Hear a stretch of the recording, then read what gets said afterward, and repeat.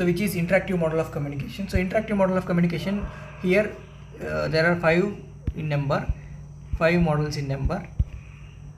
Interactive model of communication, here sender becomes receiver sometimes and receiver becomes sender sometimes, and both, because it is two-way communication. The sender also have importance and the receiver also have importance in sending the message in the channel.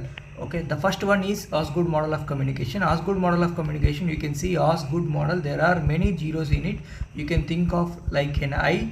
This is a circle. Okay, it is a circular model of communication. Wherever you see the Osgood model, it is a circular model. Good has 2 circles in it, so circular model of communication. So circle, when we cut, it will be equal and reciprocal. So circular, equal and reciprocal. So and where it started, it will end there. So it is interpretative also. Interpretation can happen in 3 types, that is encoding, decoding and interpreting. So that is the major thing here: encoding, decoding and interpreting.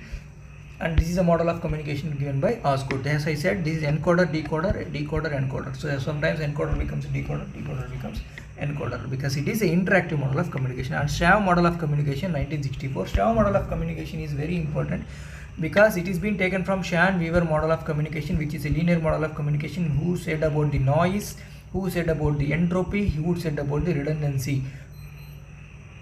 And he had added to it redundancy and feedback had been added to the Shan-Weaver model of communication and become a Schramm model of communication. So he had emphasis on field of experiences also.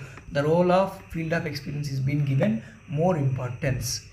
And the next one is Newcomb's model of communication. Newcomb's model of communication is also called as triangle model of communication or ABX model of communication. Many times they ask like this: ABX model of communication, triangle of communication.